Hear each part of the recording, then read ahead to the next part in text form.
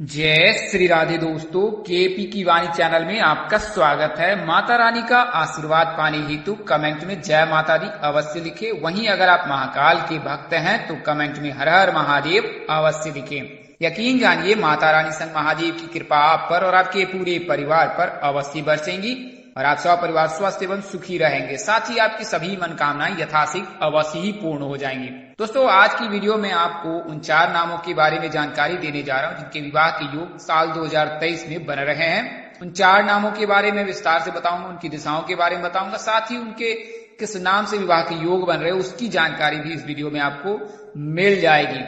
वहीं ऐसे जातक जिनकी शादी में अड़चन नहीं आ रही, शादी तय होने के बाद टूट जा रही है, किसी न किसी वजह से उनके विवाह में व्यवधान आ रहा है, तो अब आप केपी की वाणी से संपर्क कर अपनी कुंडली दिखाकर अथवा बनवा कर यह ज्ञात कर सकते हैं कि आपकी शादी कब होगी, क्यों देर हो रही है और किस उम्र तक हो सकती है। इसके अलावा कहाँ होगी, कैसे होगी, किससे होगी, किस दशा में होगी, कितनी दूरी पर होगी, किस नाम से होगी, किस राशि से करनी चाहिए, जीवन साथी का रंग रूप स्वरूप स्वभाव और उनका करियर कैसा होगा, आपका करियर कैसा होगा।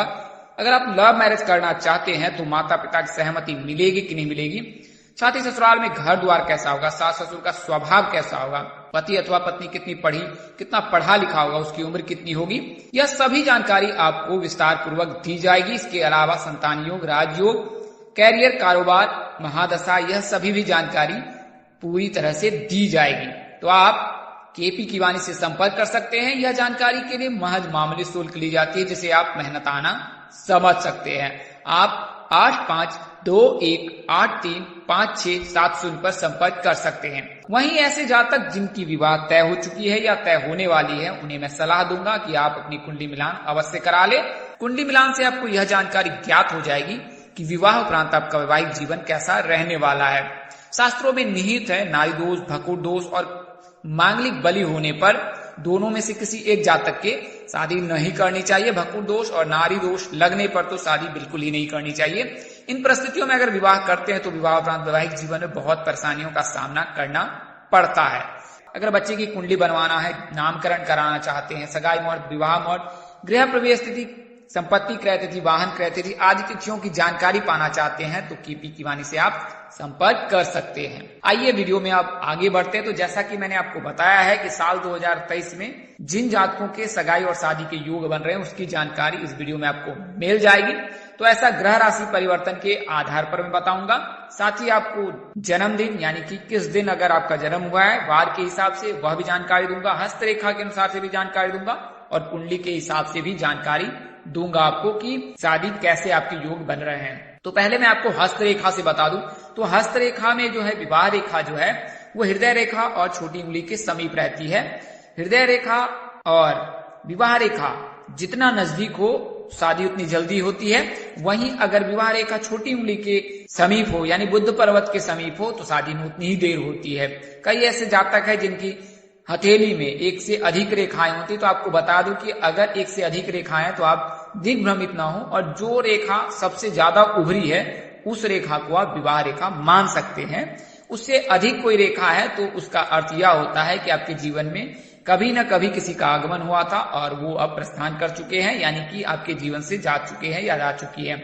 तो उसके चलते जो है 1 से अधिक विवाह रेखा हथेली में रहती है, लेकिन जो सबसे ज्यादा उभरी है वही विवाह रेखा मान होते हैं। तो आप उसका ध्यान से अवलोकन करें। आप स्थानीय पंडित अथवा ज्योतिष से भी सलाह ले सकते हैं। प्राथमिक जानकारी आपको हस्तरेखा के बारे में मैंने दी है कि आप इससे यह जानकारी ज्ञात कर सकते हैं। अगर हथेली हस्तरेखा जो हृदय रेखा के बहुत समीप हो तो 20 से 25 वर्ष में शादी हो जाती है। अगर वहीं शादी की जो रेखा है वो अगर छोटी उंगली यानी बुध पर्वत के बहुत समीप हो या उसके समानांतर हो तो 25 के पश्चात शादी के योग बनते हैं। हालांकि अगर कुंडली में किसी प्रकार का कोई दोष है तो फिर आपको इंतजार करना पड़ सकता है। तो यह तो जानकारी मैंने आपको हस्तरेखा की दी है, यानी कि अगर हृदय रेखा और विवाह रेखा समीप है तो अगले साल आपके विवाह के प्रबल योग है। आइए दिन के अनुसार से बता दूं कि अगर आपका जन्म सोमवार के दिन हुआ है और आयु 20 वर्ष से अधिक है तो योग बन रहे हैं साल 2023 के। अगर आपका जन्म मंगलवार के दिन हुआ है और आपकी जो उम्र है वो 21 वर्ष से अधिक है तो आपके लिए भी योग बन रहे हैं अगले साल। हालांकि 21 वर्ष से 26 वर्ष के जातकों के भी योग बन रहे हैं।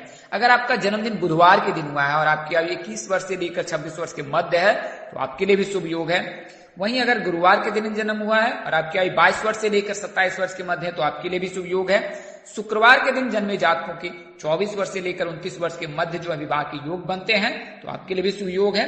वहीं शनिवार के दिन जो जातक हैं उनकी विवाह जो है शीघ्र हो जाती है, महज 17वें वर्ष से उनके लिए शुभ योग बनने लगता है। 17 से लेकर 22 वर्ष के मध्य जो है आपकी शादी के योग बनने लगते हैं। तो अगर आपकी आयु 17 से 22 के मध्य है तो अगले साल आपके लिए शुभ योग बन सकता है। वहीं रविवार के दिन जन्मे जातकों के लिए 21 से लेकर 26 वर्ष के मध्य विवाह के योग बनते हैं। तो यह तो जानकारी मैंने आपको तिथि के अनुसार से दी है। आइए मैं आपको ग्रह राशि के आधार पर बता देता हूं। तो जो कुंडली में 8 ग्रह हैं, 4 शुभ ग्रह 4 अशुभ ग्रह हैं। शुभ ग्रह बुध गुरु रवि शुक्र रवि चंद्र को कहा गया है, जबकि अशुभ ग्रह मंगल राहु केतु शनि को कहा गया है। शुभ ग्रह के रहने पर शीघ्र शादी हो जाती है, शुभ ग्रह के रहने पर शादी में देर होती है।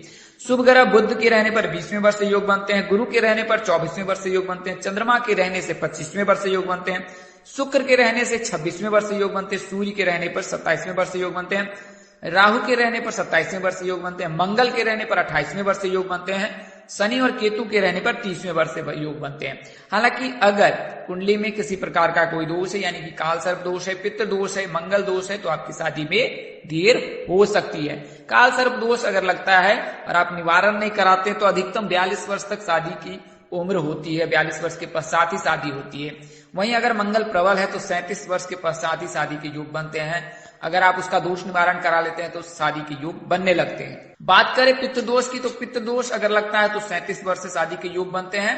तो पितृ दोष और काल सर्प दोष का निवारण अनिवार्य है। जो ऐसे जातक है जिनकी शादी में बहुत देर हो रही है, विलंब हो रहा है, उनको मैं सलाह दूंगा कि आप स्थानीय पंडित व ज्योतिष से संपर्क कर लें और इसका अवश्य अवलोकन करा लें कि आपके जो है कुंडली में किसी प्रकार के कोई दोष तो नहीं लगा है, और अगर दोष लगा है तो उसका निवारण अवश्य करा ले। तो यह तो जानकारी मैंने आपको ग्रह दशा की बताई है। आइए अब मैं आपको बता दूं कि लड़कियों और लड़कों के शादी के कारक कौन होते हैं और उन्हें कैसे शीघ्र शादी के प्रबल योग बनाया जाता है। तो लड़कियों के शादी के जो कारक होते हैं वो गुरु माने जाते हैं और लड़कों की शादी के कारक शुक्र माने जाते हैं। अगर गुरु मजबूत है तो शीघ्र शादी हो जाती है, गुरु कमजोर है तो शादी में देर होती है, गुरु अगर वक्री चल रहे हैं, सुप्त अवस्था में है तो भी विवाह में देर होती है। वहीं शुक्र के प्रबल रहने पर, उदय रहने पर शादी के ये प्रबल योग बनते हैं। तो गुरु को मजबूत करने के लिए भगवान श्री विष्णु जी की पूजा अर्चना करें, शुक्र को मजबूत करने के लिए जो है भगवान शिव जी की पूजा आराधना करें, तो आपके जो है विवाह के योग बनने लगेंगे। हालांकि अगर कुंडली में किसी प्रकार का कोई दोष है तो उसका निवारण अनिवार्य है,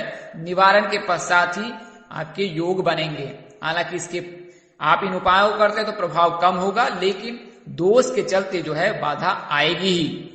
शनि के रहने पर घर परिवार जान पहचान मध्यस्थ व्यक्ति के चलते शादी में देर होती है। वहीं अगर केतु उपस्थित है तो केतु के रहने पर जो है गुप्त शत्रु के चलते शादी में बाधा आती है। तो इसका आप अवश्य ध्यान रखें। तो यह तो जानकारी मैंने आपको ग्रह राशि के बारे में बताया। बता दूं आपको कि शुक्र का जो राशि परिवर्तन है वो नवंबर में हो रहा है अगले साल, और जब अगले साल नवंबर में शुक्र राशि परिवर्तन करेंगे तो कन्या राशि के जातकों के, यानी कि पी नाम के जो जातक हैं उनके नवंबर में 100% गारंटी है शादी के। इसके अलावा अभी वर्तमान समय में जो है गुरु मीन राशि में है और कन्या राशि के जातकों के कुंडली के सप्तम भाव में उपस्थित है। तो 22 अप्रैल तक तो ऐसे प्रबल योग बन ही रहे हैं। और वहीं बात करें लड़के की, अगर आप कन्या राशि के जातक है, पी नाम के जातक हैं, तो नवंबर महीने में आपके प्रबल योग हैं। इसके अलावा जन्मदिन के अनुसार से 2 और महीने भी हैं जिन पे शादी के योग बनते हैं, तो उसके बारे में भी बताऊंगा। आइए उसके बारे में जान लेते हैं। तो कन्या राशि के जातकों के जन्मदिन से जो है 27 वर्ष से ही विवाह के योग बनते हैं। 27 से लेकर 32 वर्ष के मध्य जो है आपकी शादी के योग बनते हैं। बात करें महीने की, तो अगले साल जो है मार्च 12 तारीख तक और उसके पश्चात जुलाई में कोई मुहूर्त नहीं है तो जून तक में आपके विवाह के प्रबल योग बन रहे हैं। अगर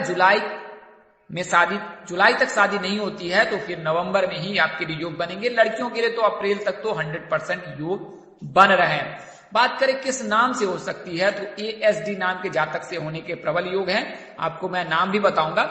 वहीं शादी की दिशा जो है वो उत्तर दिशा है, यानी कि कन्या राशि के जातकों के जो साल 2023 में है उत्तर दिशा में शादी के योग बन रहे हैं। अगर आप कन्या हेतु रिश्ते के लिए दिशा का ध्यान रख रहे हैं तो उत्तर दिशा में अगर रिश्ते की बातचीत हेतु चेष्टा करें तो इसमें ऐसे प्रबल योग हैं कि आपके बच्चे की या बच्ची की जो है शादी के योग बन जाएंगे। आप इस दिशा का अवश्य ध्यान रखें। उत्तर दिशा का। आइए अब मैं आपको नाम के बारे में बता देता हूं। तो पी नाम के जातकों का जो नाम अक्षर होता है वो प्रवीण, प्रकाश, पवन, प्रदीप होता है। और इस नाम की जो लड़कियां होती हैं उनका नाम प्राची, प्रकृति, पूजा, प्रिया होता है।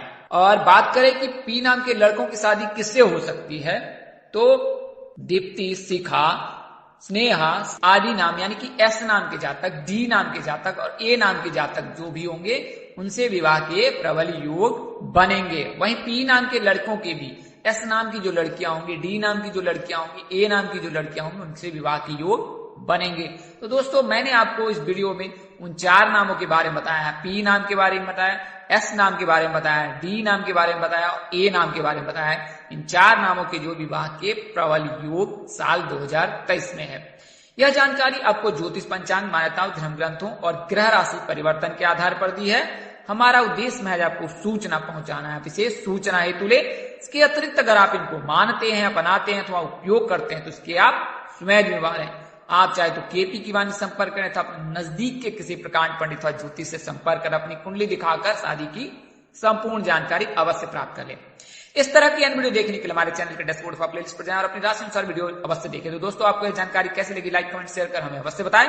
अगर आप मेरे चैनल पर पहली बार विजिट करें, चैनल के कार्यक्रम पसंद आए तो चैनल को सब्सक्राइब कर ले, साथ ही बेल आइकन को प्रेस करना ना भूलें।